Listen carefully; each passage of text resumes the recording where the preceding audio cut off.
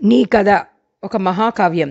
నీ కథ తప్ప మరి ఒక కథ ప్రశస్తమైనది లేదు. జై శ్రీరామ్. శ్రీరామ కథ 101వ భాగం. మూలం శ్రీ వాల్మీకి మహర్షి రామాయణం. సంకలనం మకా. సీతాదేవి భూమిలోనికి ప్రవేశించుటను చూసిన సుగ్రీవాదులు బాధను సూచిస్తూ బిగ్గరగా అరిచారు. మునులు బాగానే మెచ్చుకున్నారు. శ్రీరాముడు మిక్కిలి దుఃఖం చెందాడు. ఆ దుఃఖం కోపంగా మారింది. నా సీతను నేను చూచుచుండగానే భూమిలోని పోయింది. ఇప్పుడు ఆమెను తీసుకుని వచ్చేటట్లు భూదేవి నీవు నా సీతనిమ్ము, లేనిచో నేను బాణంతో వేయవలసి వస్తుంది. బాణం వేశానంటే సీతకు జన్మనిచ్చిన నీవు నాకును మాన్యురాలివి కాబట్టి ప్రార్థించుచున్నాను. నా సీతను నాకిమ్ము, లేదా నన్ను నా సీత వద్దకు కొనివ్వము. ఇట్లు కానిచో నా ప్రతాపానికి చూస్తావు నువ్వు అని శ్రీరాముడు ఆవేశంగా పలికాడు. అప్పుడు బ్రహ్మ మున్నగు దేవతలు శ్రీరాముడి వద్దకు వచ్చి, శ్రీరామ, నీ మనసును కుదుటపరుచుకో, నీ పూర్వస్థితిని గుర్తింపుము. నిన్నే స్మరించుచున్న సీతాదేవి పాతాళ లోకమున ఉన్నది. ఆమె మిక్కిలి ఉత్తమురాలు అనుట్లో సందేహం లేదు. ఆమె నిన్ను ఉత్తరలోకమున స్వర్గమున నిన్ను కలిగిను. ఆ వేగాన్ని ఆవేశాన్ని విడిచిపెట్టు, ప్రశాంతను పొందు. నీ కథ ఒక మహాకావ్యం. నీ కథ తప్ప మరి ఒక కథ ప్రశస్తమైనది లేదు. నిన్ను మించిన నాయకుడు లేడు. నీ కథాకావ్యానికి సాటి నీవే, వినుము అని శ్రీరాముని ఊరడించి వెళ్ళిపోయారు. శ్రీరాముడు యజ్ఞాన్ని పూర్తి చేసి కుశలవులు పాడిన ఉత్తర కథను విన్నాడు. ఎన్నో యాగాలు చేశాడు. 11,000 సంవత్సరాలు ధార్మికుడై శాంతిని సుఖ సంతోషాలని కలిగించుచు ప్రజల్ని పాలించాడు. కౌసల్య, సుమిత్ర, కైకేయి కాలధర్మాన్ని చెందారు. శ్రీరాముడు వారి ఉత్తరక్రియలను భక్తి శ్రద్ధలతో మిక్కిలి వైభవంగా నిర్వహించాడు. కేకేయ రాజు కోరగా సింధు నదీ తీరాల్లో ఉన్న గంధర్వ నగరాన్ని గెలిచాడు.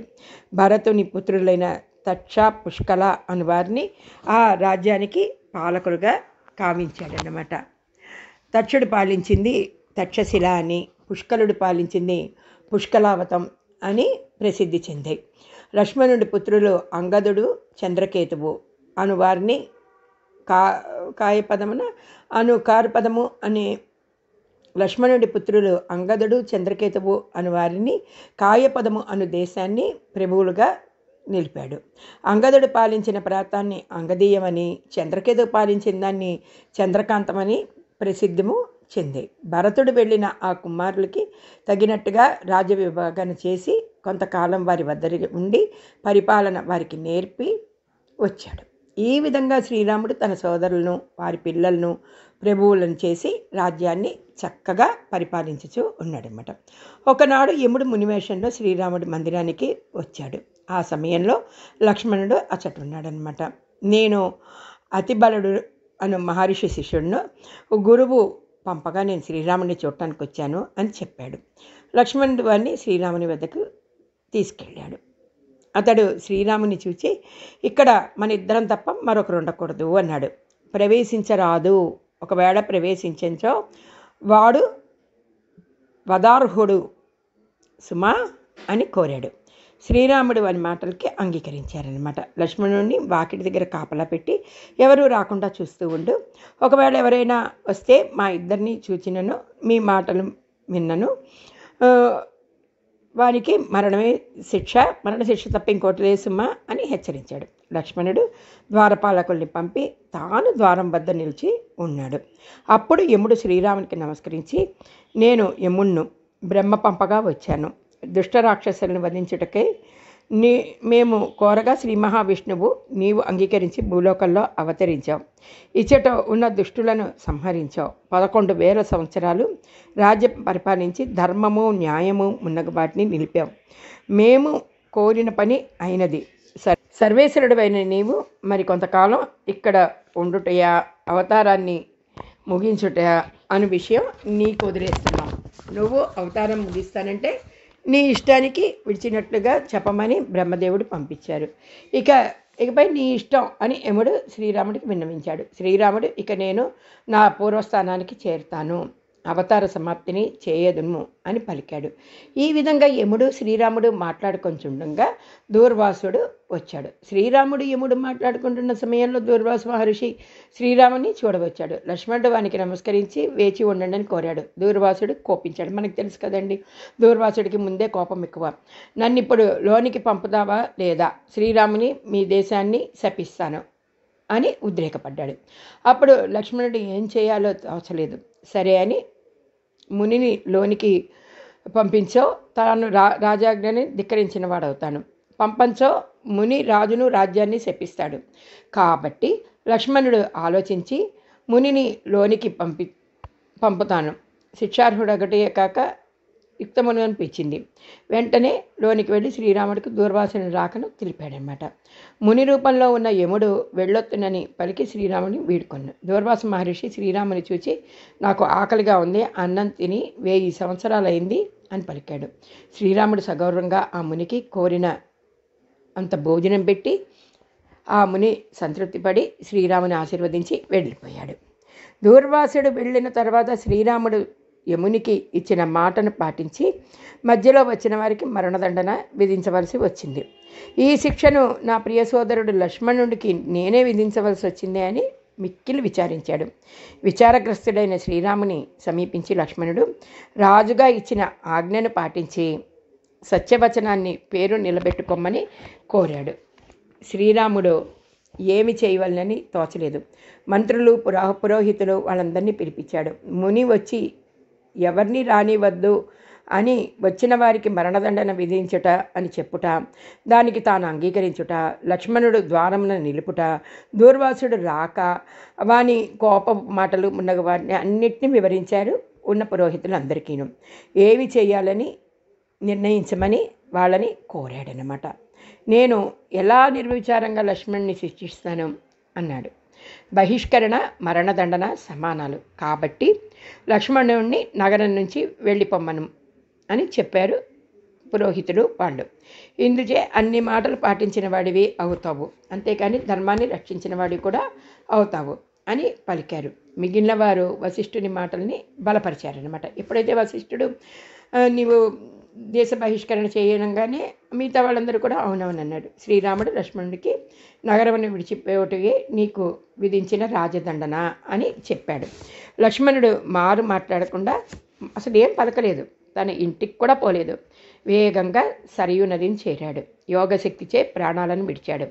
ఇంద్రుడు మున్నగు దేవతలచే గౌరవించుచు పుణ్యలోకాలకి వెళ్ళిపోయాడు. శ్రీరాముడు భరతుణ్ణి రాజుగా చేసి తాను అవతారం ముగించి వల్లనుకున్నాడు. తానును లక్ష్మణుని వల్లే చేయవలనని తలిచాడు. భరతుడు నేనును నిన్ను అనుసరిస్తాను అన్నాడు. కుశలవులకు రాజ్యం నిమ్మని పలికాడు. కోసల దేశమున 2 భాగాలుగా చేసి కుశలవులకు ఇచ్చారు. పౌరులు ఉన్నగవారు తామును శ్రీరామునితో పాటు సరియు నది ప్రవేశం చేస్తున్నామని పట్టుపట్టారు. దక్షిణ కోసల దేశంలో కుశలునికి ఇచ్చిన కుశాపతి నగరాన్ని వాని రాజధానిగా చేసుకున్నాడు. ఉత్తర కోసల దేశంలో లవునికి ఇచ్చిన శ్రావస్తి నగరాన్ని రాజధానిగా చేసుకోమని చెప్పాడు. శ్రీరాముని నిర్గమనమును శత్రుఘ్నకు కబురు పంపాడు.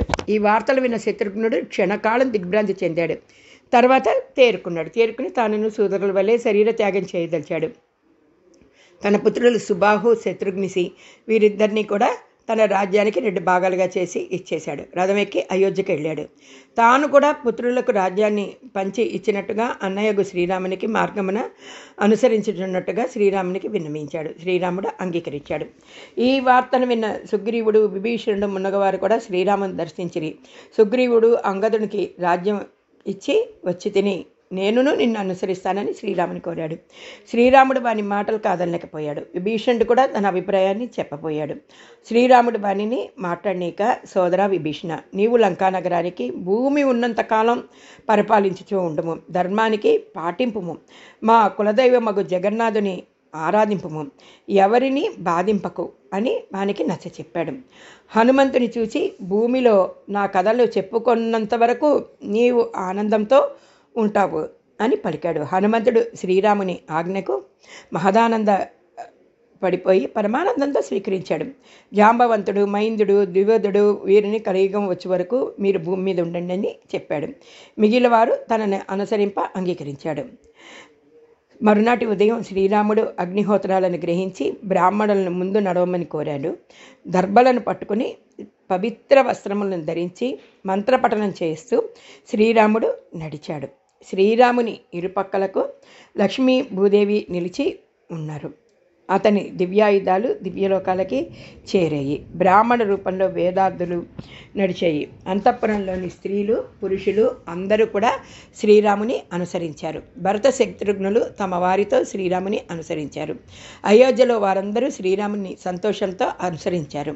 వానరులు మిక్కిలి ఆనందంతో ఎగురుచూ శ్రీరాముని వెంట నడిచారు. ఈ విధంగా శ్రీరాముడు నడిచి సరయూ నదిని చేరాడు.